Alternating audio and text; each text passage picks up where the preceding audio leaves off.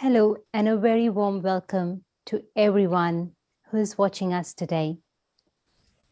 It's a wonderful day today, and we are here with another wonderful topic. Very often we listen to people who are sharing about how healthy they are, and we meet so many people who are so concerned about their physical health. And whenever you ask a person, what do you do to keep yourself healthy? They would come up with amazing ideas and a good plan about their diet, about exercising, about detox, and a lot more. But how about mental health? And people get clueless sometimes. And today's topic is all about sharing our stories with that awareness that to be completely healthy, I need to take care of both my mind and my body. And for this wonderful topic, today we have our lovely guest, Hazel, with us. And I would like to welcome Hazel today with us. Hazel, can you hear us? Yes, I can. Thank you, Nidhi. Hi, Hazel. Welcome. Yeah. And would you want to introduce yourself to our lovely audience today? Yeah, sure. So my name's Hazel Sawyers. I'm a mental health first aid instructor. I teach people about mental health first aid, how to look after themselves and how to look after the people around them should they be in a crisis. So that's mainly what I do, and I focus on the workplace. We know that there are lots of mental health issues in the workplace, and it's a great place to capture people, and to really have conversations, which can be life-changing. So that's really what I do. So today, when we talk about what story do you choose to tell, I'm really going to focus on what do we talk about when we talk about our mental health.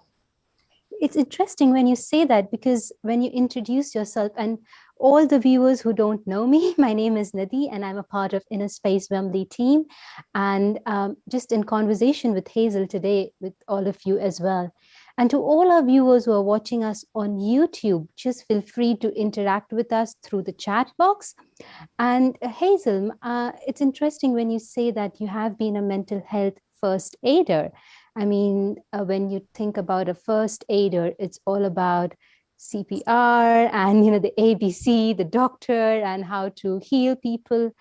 But when it comes to mental health, how do you define mental health? And I think the definition of mental health is quite different for each one. So how would you define, and all those viewers who are listening to us, feel free to share via chat, what's your definition as well? Yeah, I suppose when we're talking about mental health, what we're talking about really is, how we think, how we feel, how we behave, how we cope with the ups and downs of everyday life, how we bounce back from adversity, how we think about ourselves, how we interact with nature, how we think about the future. All of these are part of our mental health. And, we all have mental health. Yeah. I think it's important that we know that. But we know mental health is a bit of a taboo subject. No, I think, is mental health really a taboo, or the mental health issues are a taboo? How do you really identify the difference between mental health or healthy mind, or issues or illnesses that come through or as a result of an unhealthy thinking pattern? Yeah, I think first and foremost, I would still say that mental health is a taboo subject because lots of people actually don't differentiate between mental health issues, or mental illness. These are some of the words which people use interchangeably, but they are not. Health is health and illness is illness. But we know when a lot of people talk about mental health, what they're really talking about is mental illness. Okay. Yeah. So, most of us will have issues in our lives, mental health issues from time to time. It's natural, it's normal. 1 in 4 of us will experience some kind of mental health condition each year. We know this, these statistics have been around for years, but we won't necessarily all experience mental illness. So mental illness is often more severe and it lasts longer, and it stops us from doing, what we'd normally want to do on a day-to-day basis. Do you have a story for us? Do I have a story about mental health? What story can I tell you? An interesting one about mental health. I often bring this one up in our training when I did a mental health first aid training. Years ago, when I had longer hair than I have now, I went to the hairdressers to get my hair done. And it was so interesting because the person who was doing my hair was getting on with it, and there was somebody in the background, and we ended up talking about mental health. And she was saying, look, you shouldn't joke when you talk about mental health. And he says, yeah, but I've got mental health. And she said, yeah, but everybody's got mental health. Don't make a joke out of it because, you know, I've got a family member who's got quite severe problems. And he goes, yeah, but I've got mental health. So anyway, I just said, okay, stop a minute, just stop doing my hair. And I turned around to him and I said, what do you mean you have mental health? And he said, look, I have a diagnosis of depression, right? So it's quite funny because he didn't say that. He just said he's got mental health. He didn't say he has a diagnosis. And because there are so many taboos just around the whole language, do you have mental health? Do you have mental health issues? Do you have a mental illness? Some people even talk about a mental health illness. You know, sometimes we just need to use the right words and everybody knows what we're talking about. Yeah, so sometimes when somebody even says to you, I have mental health, what they're saying is, I have a diagnosis of a mental illness. But actually the confusion is, you know, when we have physical health, we're talking about ourselves when we're healthy, we're fit, we're healthy, we're getting on with our lives, we're enjoying life, and all of those kinds of things. We can bounce back from adversity. Physical health we talk about. We also talk about physical illness when we're not well, you know, when we've got a diagnosis. Often people talk about that. And I suppose what we really want to do in the mental health kind of teaching communities, and that's whether it's mental health first aid or whether it's mental health at work or any of the other kind of teachings around there, what we really want people to do is talk about their mental health, you know, in the same way as you talk about your physical health. Yeah, mental health is not the same as physical health, obviously, but we can still talk about it. There are too many taboos. There are too many people in corners whispering. Yeah, and that doesn't help if you're somebody who's experiencing a mental health condition. It's very interesting when you say that mental health is different from physical health, because when I see myself, I mean, I am both. I'm my mind and my body. They go hand in hand. And a combination of both makes me who I am. So if I am looking into my well-being, if I am looking to be a healthy person, both these factors, mind and body, play an equal role in my overall productivity or efficiency, if I say so. And if I've got something not happening right with my physical body, let's say if I've got aches and pains somewhere, or if my tummy is hurting me, or if I've got a headache, which is there for a longer period of time, let's say a week or 2 weeks, or maybe a few days, the first thing I would do is I would go to a GP and just let them know my symptoms.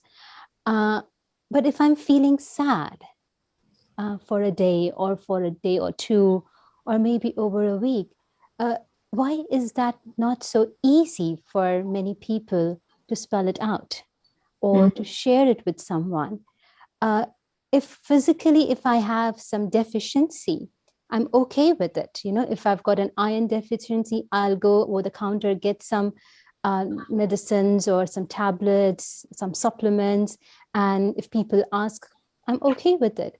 But if I have got some kind of stress or anxiety, or I'm worried about something, and if somebody even notices that, and they just try to check on me and say, are you okay? And I'll say, yeah, I'm fine. So we often try to hide our feelings, or we often try to just be perfect, physically, emotionally, and mentally. And people are sometimes scared to be vulnerable. Why is that so? What does your experience say? Why is that so? Why is that so? For so many different reasons, but I think one of the big issues around mental health and mental health issues and mental illness in particular is the stigma. You know, it's the way we blame people because they're not well. You know, it's the way people get worried about losing their job or not getting that promotion because they have a mental health issue. or they have a mental health condition, or they're going through a crisis. You know, it's all that stuff just about blaming people. And so when you've got all that to face, it's hard to say what it is you're experiencing. You know, we find situations sometimes when people are not doing very well, and they're amongst groups, they're with friends who maybe are talking about mental health and using quite derogatory language and quite judgmental language. And though there may be somebody within that group who's already at that moment in time experiencing quite poor mental health, they may not say anything about it. They may not challenge the other people in the group. In fact, they might even join in, because what we often don't want to do is feel left out or to feel other. So we often hide things in a way. And it's a shame, because, you know, we get to miss out on things. We get to miss the opportunity of getting help or encouraging somebody to get the help that they need. Because as you said, Nidhi, you know, when it's you're feeling unwell, you can go to your GP. When you have mental health issues, you can also go to your GP. You know, there are a number of places where you can go to get the help. And we shouldn't be blaming people, you know, for having a mental health condition. We need to be more open. We need to be kinder to people. Yeah. And I remember, I mean, I understand when you say that the language part, or when you say that the surroundings where I am, sometimes they play a major role, because either on the surface, I can camouflage myself and just to fit in, but inside it's killing me, you know, inside it's like, and those who are listening to us, and if you resonate or if this relates to you, please, please, please put in the comments and let us know so that we can create more awareness. And sometimes it's the group, it's just loose talks, or it's just a joke that we're making, not realizing what other people are going through in their lives. And do you think that can be dangerous sometimes? It can be dangerous in lots of different ways. Number one, we don't know everything about the people around us. You know, even our friends or our close family members, we don't know what they're going through on a day-to-day basis. We don't know what happened to them yesterday, last week, 10 years ago. We don't know everything. But most of the people around us, what we see is like the tip of the iceberg. That's how much we see. We don't know what's going on underneath or further down.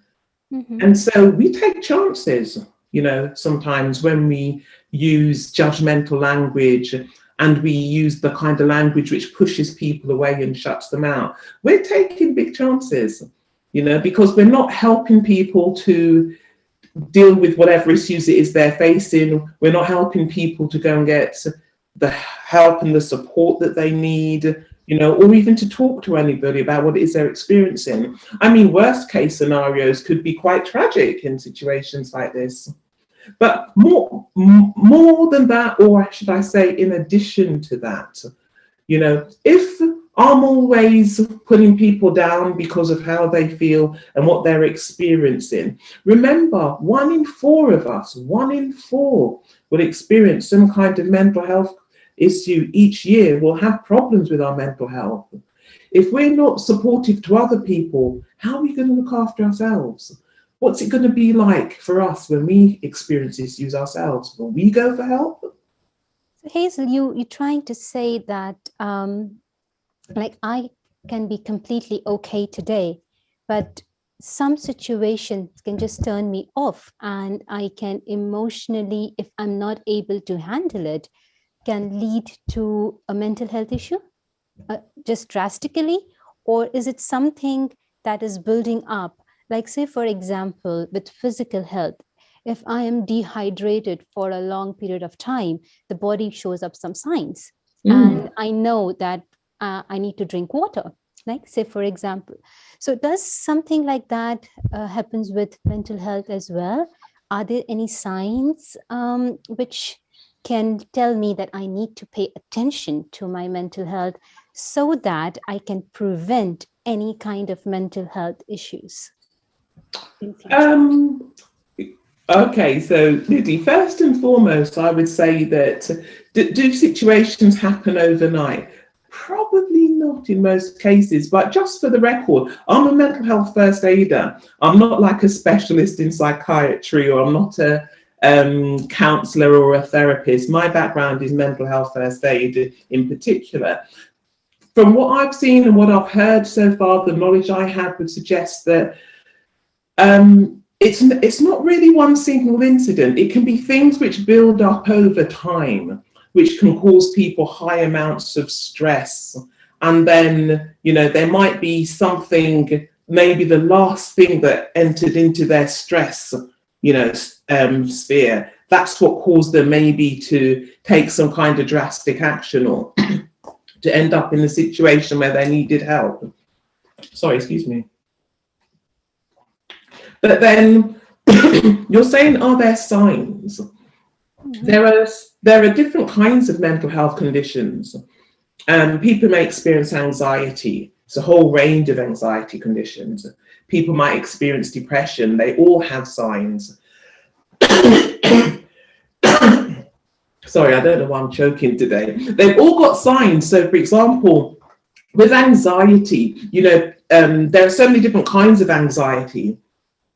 We might notice avoidance behaviors. We might notice people sweating a lot, or shaking, or just very worried or fearful of something. There's a whole range of signs. No two people will be exactly the same. So we need to get to know people so that we can get an understanding of what it is that they're experiencing. Similarly with depression, you know, we're looking for persistent low mood, you know, over a period of time. But with these conditions, there are physical signs, there may be behavioral signs, there may be the thoughts and feelings which go with them as well. But for all of them, you probably need a diagnosis from a doctor just to get clarification if that's what the person is experiencing. But even before you get diagnosis, you know, somebody may have exactly the same signs and symptoms, but not have a diagnosis, as somebody who also has a diagnosis. So what we really need to do is look out for the people around us. We need to kind of get to a stage where we're good at noticing what's going on with the people around us as well. That's what's really helpful.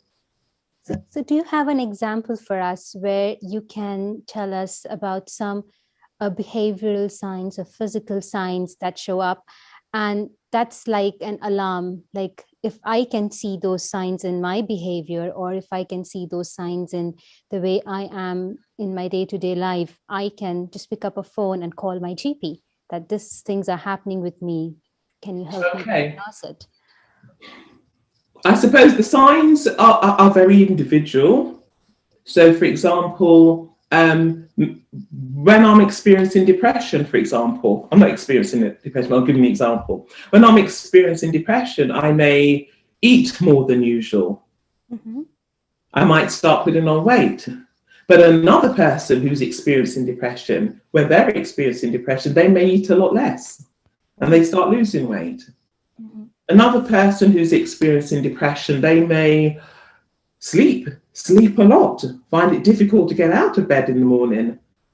Another person may be up for hours on end, but that's their sign. But so there are some signs we can look out for, but I think the bottom line is to talk to people and get to know them. But if you're experiencing thoughts and feelings, and if your behaviors are changing to the extent that you really can't do the things that you would normally do on a day-to-day basis, you know, it's stopping you from getting on with your life. It's quite debilitating insofar as you're no longer socializing or enjoying your hobbies or going out with your friends, those kinds of things. When you notice that happening, you know, that's the time really to go and get some help, just to, you know, start looking at what the different options are. And, you know, you mentioned going to a GP. It's not always the GP where we go to. Sometimes we will go to therapists or counselors. Sometimes we will go to our faith healers. You know, sometimes we'll go to spiritual people, or we might go to people who understand herbs and nutrition. You know, there's a whole range of people out there. if something starts to look like, it's becoming really severe, it's not being managed, then we may well need to go and get some help from the GP only and directly. And, Nidhi, there are some cases, sorry, just one last point, where, when we notice that people are experiencing certain conditions and they're losing touch with their reality and they can't fend for themselves, they become very vulnerable, we may need to call for emergency services, in those kinds of instances. Thanks for bringing that up, because normally if I am feeling low and if I am not feeling up to what I am normal, what I do is just call a friend and just have a conversation and talk about something which is actually very funny or just something like that. And that helps me to reboost myself, or I just go and meditate or listen to some kind of self-awareness stuff or some spiritual stuff and go back to my spiritual practices. And that would help me maintain my mental health. Can you share, how do you take care of your Just a quick question for you then, Nidhi, before you ask me another question. Just, you say you might ring a friend and have a laugh. Is laughter important to you? Oh, yes. I can't survive without laughing. You must have just noticed during our conversation, I just need to smile all the time, because somewhere deep down, I have realized and understand, there's a saying called that a curve puts everything straight.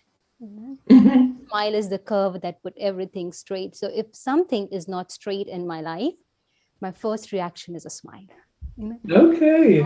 And I think that really helps me to understand my self-worth, to understand my strengths and weaknesses, and to have a perception about what's happening on an external level. And also because coming from a spiritual background, I know where I belong to and who is my support. Obviously, connecting to the source, the divine, helps me to just keep my self-control all the time, no matter what's happening out there. So do you smile then even when you're not happy? No, I make myself happy when I'm not happy. And then you smile. And then I smile, because it's very important to acknowledge what I feel. I don't fake my emotions. If I am vulnerable, if I want to just be myself, I'm open about it. And I think that helps me to be mentally healthy. Like if I feel like I'm feeling low, I'm feeling sad, or that's something which is not right, I would go and talk to someone about it. Or I would just sit with myself and reflect, why am I feeling like this? What's behind it? Is it lack of something within me?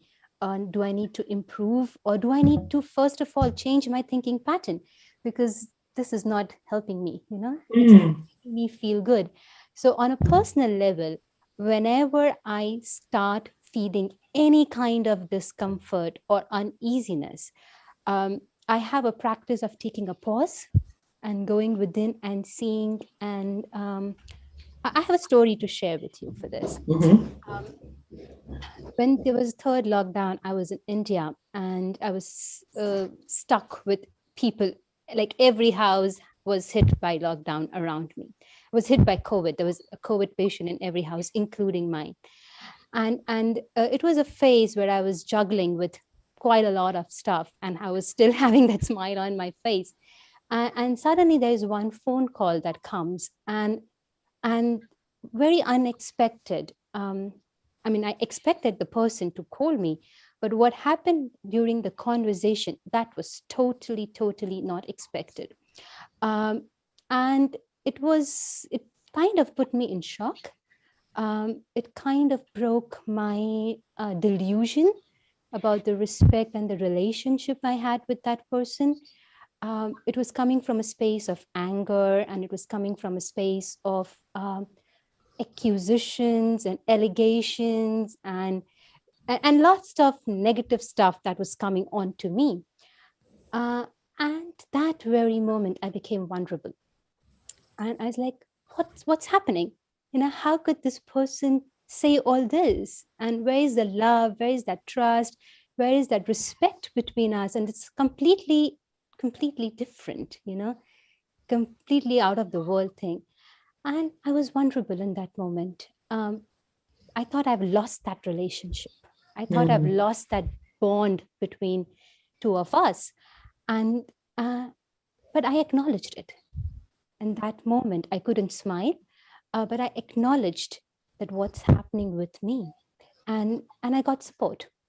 Just because I verbalized it, I expressed it, I got support. I got my cousin who drove over from a complete different city just to be with me because he knew I was just by myself.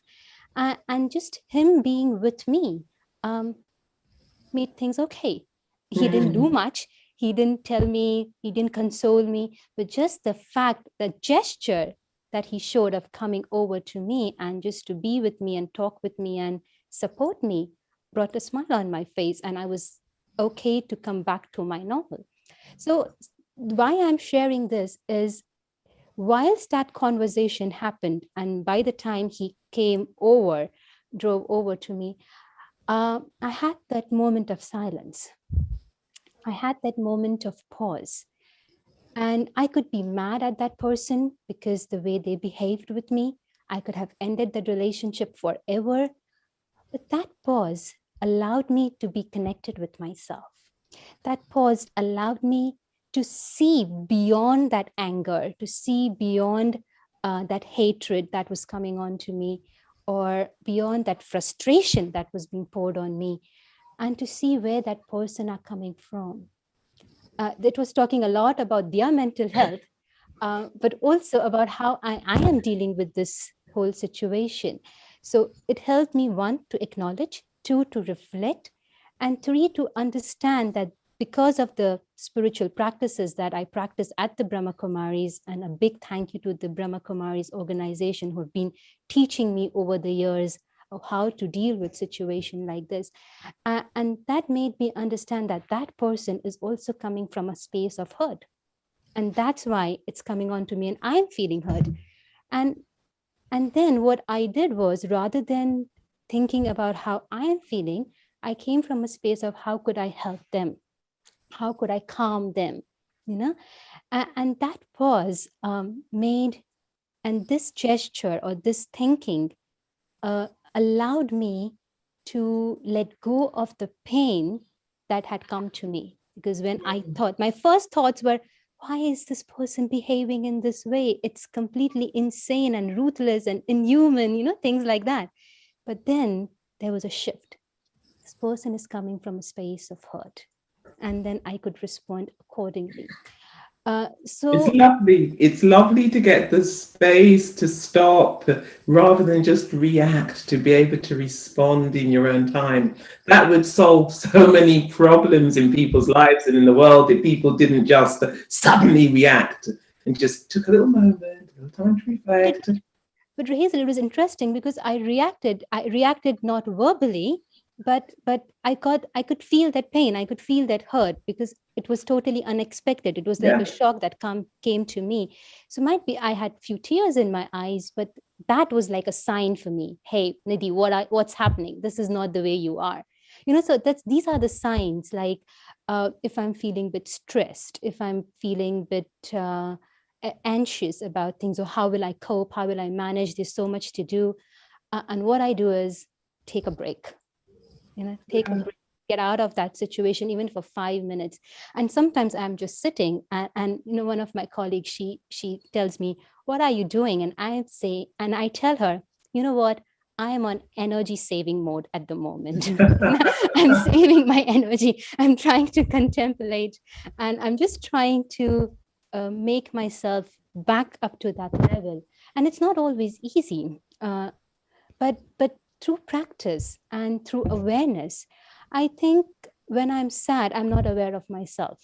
When I am, when things come on me which don't allow me personally to be myself, is that moment when I allow other people's opinion, other people's view, how other people would judge me or see me or think about me, and I give my power to them, things start bothering me. And I have lost myself in that very moment. It's like that reminds me, and that's where I think, no, take your power back. Most definitely. Take your power back. And that's how I wouldn't say I don't have moments. I do have, but it's very quick to come back to my own self. No, that's brilliant. And I like what you were saying, in addition to that, and I would just say it's okay to cry, it's okay to be sad, it's okay to be angry. These are all normal emotions. We don't need to hide them away. If we try and hide them away, they're going to come out somewhere else in our body, because it's all one person. And before you were saying that the physical and the mental are the same body, physical, mental and spiritual, all in the same person. We can't ignore any of those. I love what you said about your cousin who just came and sat with you. He didn't have to do anything other than just be there. Just be there. And I have a story. There was when I was around 18 or something, my friend, around 10 p.m.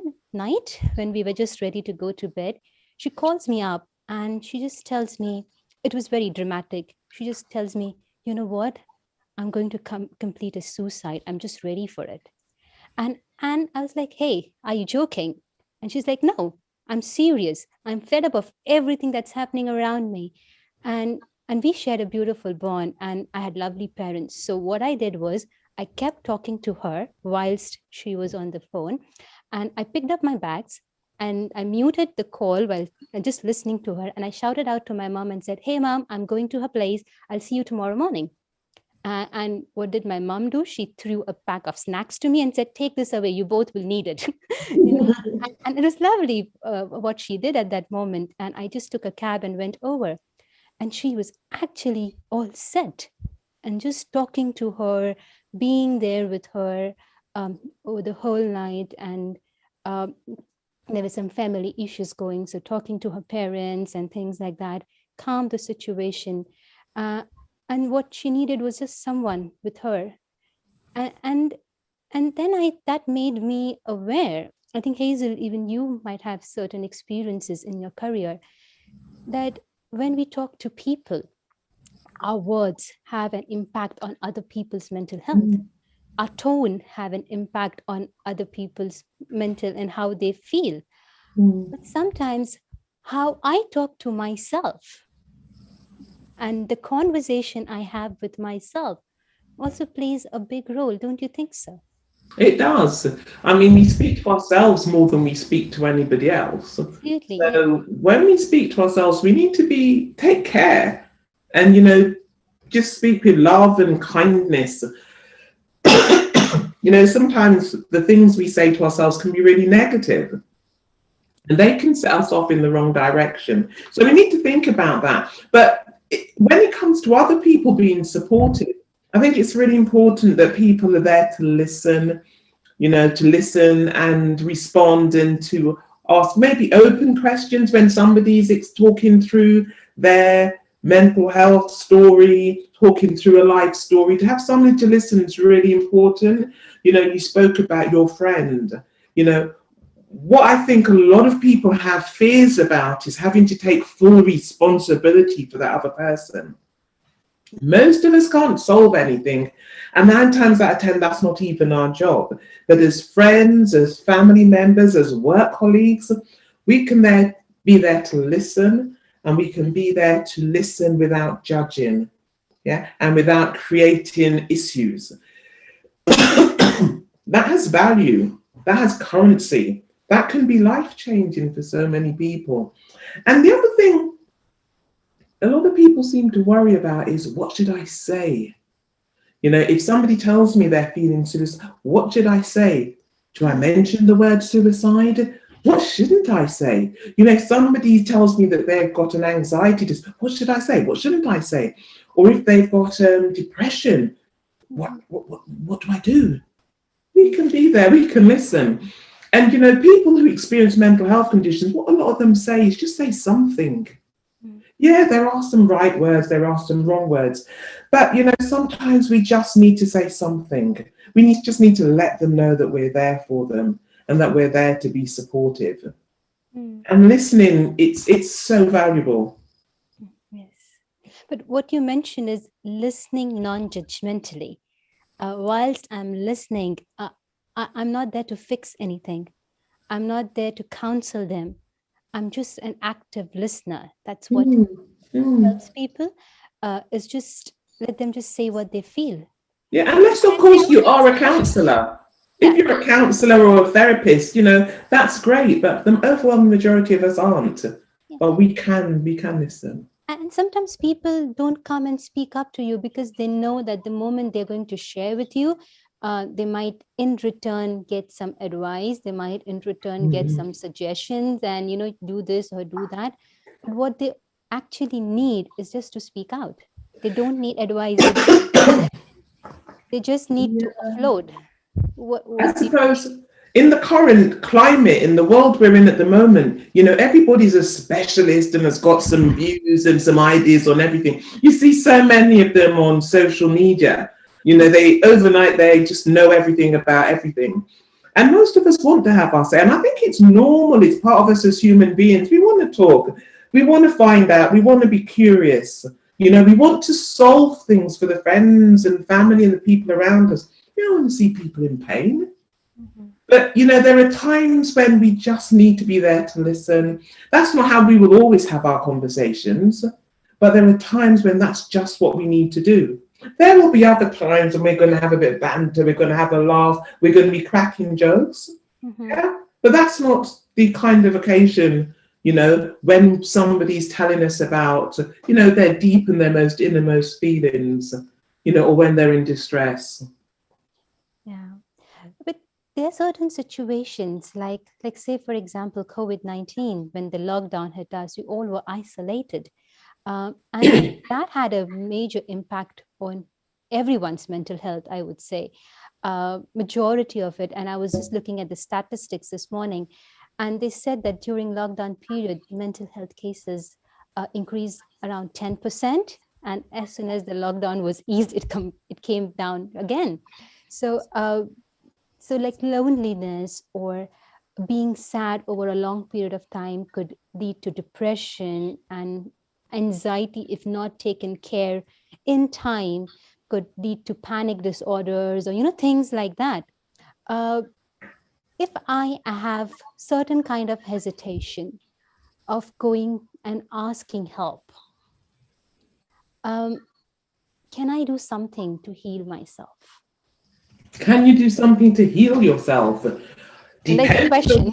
It's a massive question. Depending on what your knowledge and skills are, of course you can. I mean, some of the things that people do to look after themselves, especially to look after stress and anxiety, people do yoga. People do something as simple as yoga. They do a lot of breathing in and a lot of breathing out. And as they breathe out, the body's relaxing. That's an important thing to do. A lot of us still do this very shallow breathing all the time. Learning to breathe properly, that'll get your rest and digest up and ready so you can have a good night's sleep. It helps to cancel out some of the stresses we have in our lives. Yoga is useful. Some people will use meditation. I mean, you know more about meditation than I do at this stage in my life, but that can be an amazing thing to help keep somebody calm.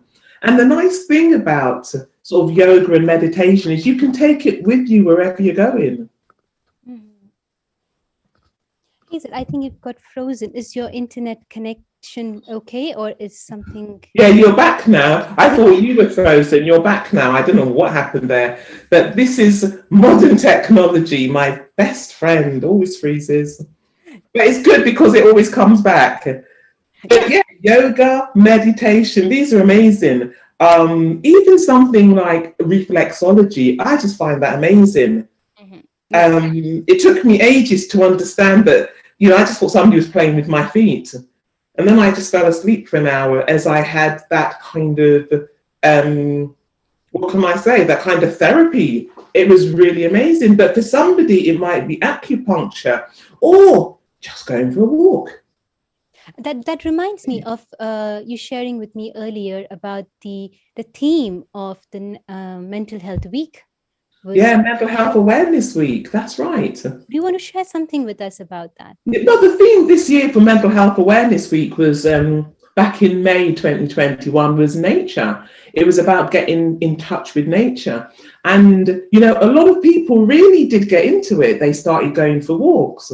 They started going camping. They started going for more night walks. Walking groups got set up. People started noticing the flowers around them. Some people started getting involved in herbalism, finding out what these beautiful flowers they'd been ignoring for the last however many years, you know, what their values are in our lives. So there's a whole range of things. I heard some people went swimming in the rivers, you know, in London and outside of London. But everybody who got involved just spoke about how it just helped them to relax. And it just helped them to feel better about life generally. And I think that's amazing, because it's been there all along, you know, the parks, the flowers, the trees, the air, it's been there for years. But I think one of the things lockdown did is it gave us the chance to slow down and start using more of the environment around us. Absolutely, absolutely. And it's interesting, as you say, that the more we connect to nature, it helps, it boosts our sense of feeling grounded, sense of feeling connected. No? And the more we are aware of our own self, the more we are aware and connected with our own selves, no matter what our past is like. You know, as a child, I might have gone through a lot of stuff. As a teenager, I might have experienced something which is not so nice to experience, or currently I'm going through something which is absolutely not what I have signed in for. You know, many things might happen. But okay, whatever my past is, the baggage that I have with me, there has to be a point where I can let go of it, where I can drop it. You know what? And to drop it, to let go of it, I have to be aware of myself that I'm holding on to it. I can let go. And self-awareness, or connecting to self, and being aware, connected to nature, as you said, helps big time. I think the thing about the past is quite important as well, because we learn so much from our past. There's this beautiful Ghanaian symbol, the Adinkra symbol of the Sankofa bird, and the bird is looking backwards but walking forwards. So it's learning from the past to really enrich the future. So there's different ways, and we'll all be different. You know, once we've had certain experiences, much of that is what helps us to be who we are today. So sometimes we have to acknowledge it. It wasn't what we wanted. It's not how we wanted it. We didn't ask for it, but this is part of my life. So I will work with it. I won't let it hold me back, but you can work with it to move forward. And I think that's what's really important. So remember the Sankofa bird. I will. You know, and another interesting story about meditation, which I sometimes tell when I'm talking about resilience and, you know, just keeping yourself on top of things, was years ago, our family went on a family holiday to Egypt. And before we went, I ran into the shop on the high road. It happened to be a Brahma Kumari's shop on Wembley High Road. And I bought this book on relaxation, meditation for children. And I bought a little cassette. So that'll tell you how long ago it was, a cassette tape with it. And when we were in the hotel, it was so tiring, but the children were up and down, playing and enjoying their holiday. And as parents, you're just thinking, I need to rest. Anyway, I put the tape on and I put it in the children's room, and gradually the noise went lower and lower and lower. They fell asleep. And I could hear the tape saying things like, breathe in and just think of the sea and just think of calm. And I don't know, it was like they were hypnotized. The following day we went camel riding, and we were coming around the coast of Egypt, and it was pretty rocky and there was a lot of sea down below. I don't know how the camels kept their cool, but they did. And there was two of us on each camel. And there were some adults from other groups who were really quite shaken by the whole experience. But one of my daughters, she just had a really great time. She just sat on the camel. My husband was in front, she sat behind. She was about 4 years old. And I just thought, wow, that's impressive. And when we got back to the hotel, I was saying, how did you do that? How did you manage to stay so calm? People were just like really shaken up, but people were. And she said, Mom, I was just listening to the sea, listening to the breeze and staying calm. And it just made me think, sometimes what we put out there is what people get to understand and they get used to and they accept.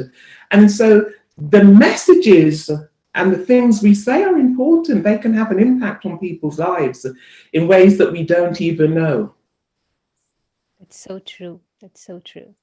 Yeah. And I think it's all about, if I want to be mentally healthy, it's all about, I cannot do anything about the stress and the things that are happening on an external level. They're going to inevitably come as they would come. But what I can do is to increase my emotional and spiritual resilience. And I think that's what your child did, your daughter did. Yeah. While people were experiencing all that shake and all that fear, she was just calming herself down and connecting herself with nature, and which was actually, she was using her spiritual resilience to enjoy her own emotions. Yeah, and I think that is so true, but we really mustn't estimate the impact of, in addition to that, of what we eat and what we drink, and how much exercise we do and the company we keep. There are so many things which can lead to a really good, relaxed life experience. And then there are so many other things which can do the exact opposite. Yes. So we need to make some really well-informed choices. I mean, I totally agree with you, because we at the Brahma Kumaris are very, very mindful of what we eat and how we prepare the food. And do we prepare the food in a meditative state? Do we eat food mindfully, and not just being in the awareness, and not eating food whilst watching TV or whilst watching some program or just chattering around. It's just a conscious act of feeding this chariot called body. You know what's so interesting? Sorry, just to cut you quickly there on what you're saying about what we eat. Nidhi, you probably don't know this, but years ago, it was probably about 2020, 2011, I actually went on one of the Brahma Kumaris retreats in Oxford. Okay. And yes, it was very mindful eating. It was a total shock to every part of my body to see these little bits of food appear. And I'm thinking, this ain't going to work for me. But it was like you gradually had to get your head into a space. Hazel, you're not going to die. Yeah, it's about a tenth of the portion you would normally eat or drink. But you know what? It worked. It worked well. It did work well, but it was initially a shock. When you're looking for your plate of food and then somebody comes with what look like 2 biscuits. It's like, really? But it works. It worked. It's not about, and then what I realized personally over the years, it's not about the quantity, but it's about the quality. Most definitely. It's about the quality of the vibrational value. When we eat something, we do see the nutritional value of it. We pay attention to how many calories there are, what vitamins and nutritions this food carry. But along with that, what is also important is the vibrational value. Most definitely. The emotional value, the thought value that has been put whilst it's been cooked. And these all affect your mind. And you rightly said it's the food and the company, what kind of company you have. Like when I was sharing my experience of my cousin coming over to me, I was blessed with my mom, my parents, and my cousins and my uncles and aunts who were there with very positive vibes. We shared a very good quality relationship, a very strong relationship. But is that always possible? And do I make a conscious effort during normal days to build that relationship? I like the question, is it always possible? Because it's quite a special thing. If it was always possible, it might lose its specialness. Because I think in life we need bits of contrast as well. It's hard to know whether you're doing good and whether you're doing well, unless you've seen bad or whether you've seen poor. So we need to take with the rough with the smooth. But Hazel, you know what? There are loads of people out there who are going to challenge me to give me that contrast, you know? Yeah, that's life. Walk. It might be, it might be somewhere all the time. There's bombarding going on because everybody is in their own story. Everybody is a living story, and everybody might have some ups and downs, and I am totally not aware of it. And things might get projected on me without even not signing up for it. So the contrast that life shows me, I do understand, but at the same time, relationship with myself that I have plays a major role.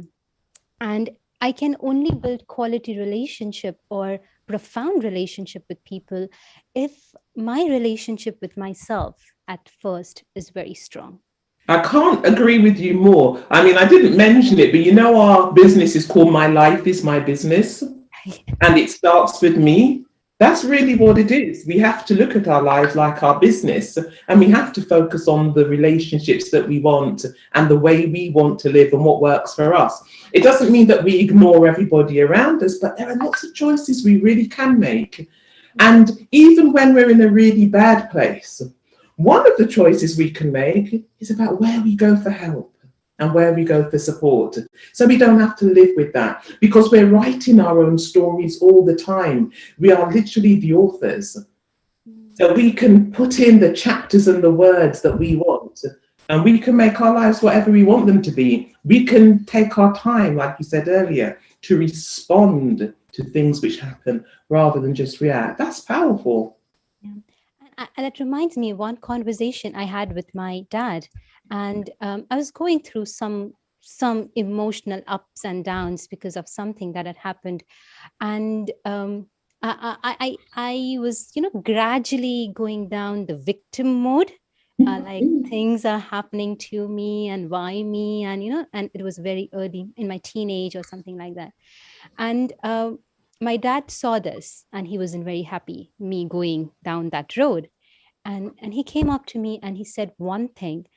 And he said, you know what? This is your story. You got to be the hero. Don't expect someone else to be hero in your story. And that made me realize my self-worth. Rather than expecting from others, I started diving into my own inner resources. Yeah. And I think that the more all of us could do that, I sometimes forget and then I have to remind myself, but the more we tap into our inner resources that we have been blessed by the divine, the supreme, it will create that sense of self-worth. And when I was just understanding different kinds of mental health issues, the bottom line was to begin with some kind of low self-esteem or a disconnection from self. You know what I mean? And if I am able to manage that, if I am able to bring my self-worth on surface, where I don't need to seek approval, where I don't need to seek attention, and just be grounded and obviously connect with the source, things simplify. And it allows me not to complicate things which are actually simple. Yeah, I kind of agree with you there. And life throws us so many different things. Sometimes it looks complicated. Sometimes it looks extremely difficult. I don't have a problem with doing that kind of woe is me. I call it the woe is me soliloquy. So I'm there doing my drama about, oh, this didn't happen, that didn't happen. Often talking to myself, because people have probably heard it 100 times before. But I don't live in that area. at some point I move on and I start doing things. I start taking ownership, because that's where the joy lies. That's where the fun is. That's where the happiness sits and lives. Absolutely. And we could all do with a little bit more of that in our lives. Definitely. So do you have some message for our viewers today? Because I'm just aware of the time. If there was one message that you would want the world to know on the World Mental Health Day, or when we are honoring this day, what would that be? That's a really good question. What story would you choose to tell? I would say tell your story, whatever your story is. Be proud of your story because it's part of who you are. And remember that the story is not static. The story is dynamic. It will move and it will change over time. And you are basically the author. You are the editor. Yeah, you're the main character in this. So just do your thing. Yeah. And if I had to say, I would just say one thing: you are not alone. The thousands of people feeling the same at that point of time, and it's okay.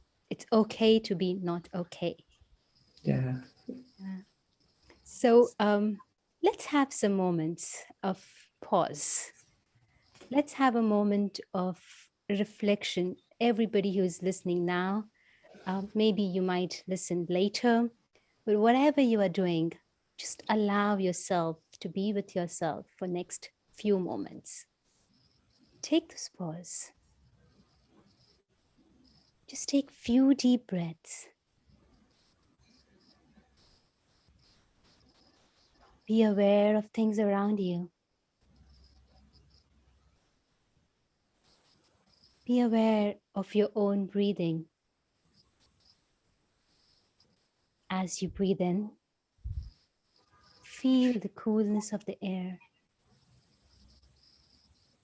And as you breathe out, feel the warmth of your own breath. And sitting very comfortably, go on an inward journey, a journey of self-exploration, a journey to connect to your own self, the inner self, the inner reservoir.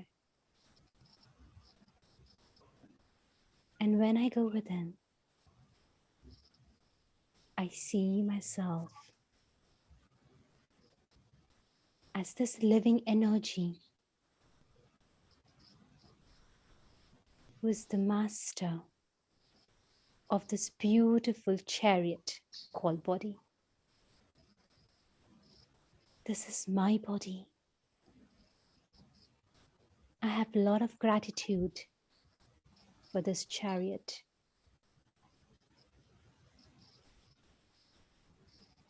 And I have gratitude for my mind too, which is non-stop creating thoughts, allowing me to experience emotions and feelings.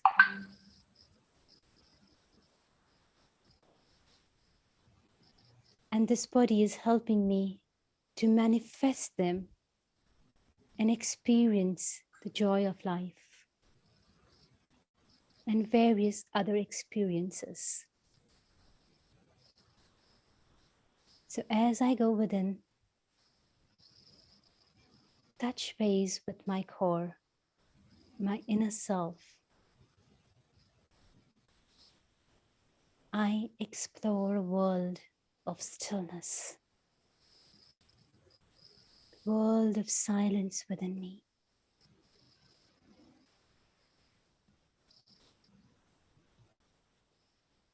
This vibration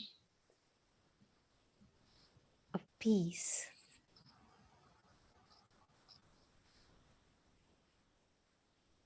And there is this unconditional acceptance of the character that I'm playing in my own story.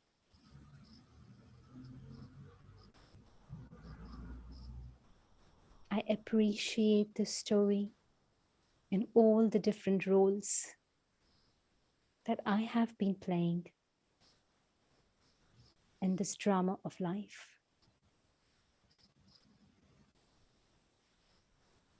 I appreciate the drama that's happening on an external level, which is shaping me, which is helping me to grow, helping me to understand myself even better.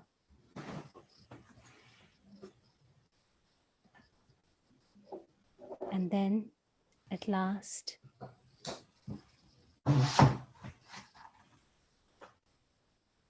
I would show my gratitude to the supreme energy, the source, and just feel in this very moment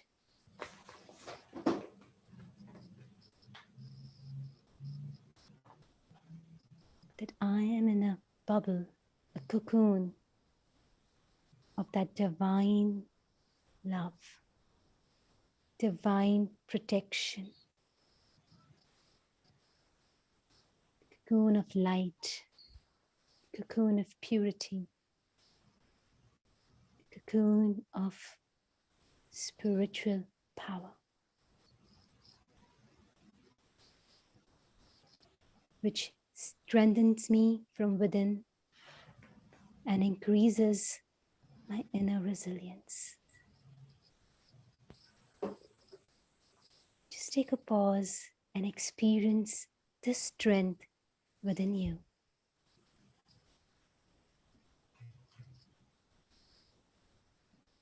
And see yourself as the hero of your story.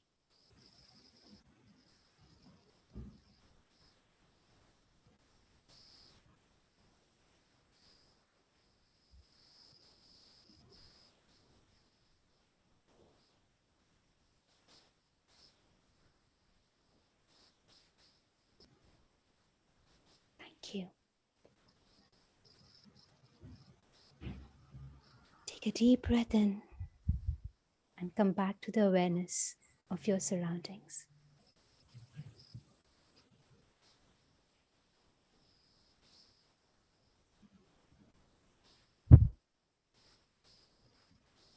Thank you. Thank you, Hazel.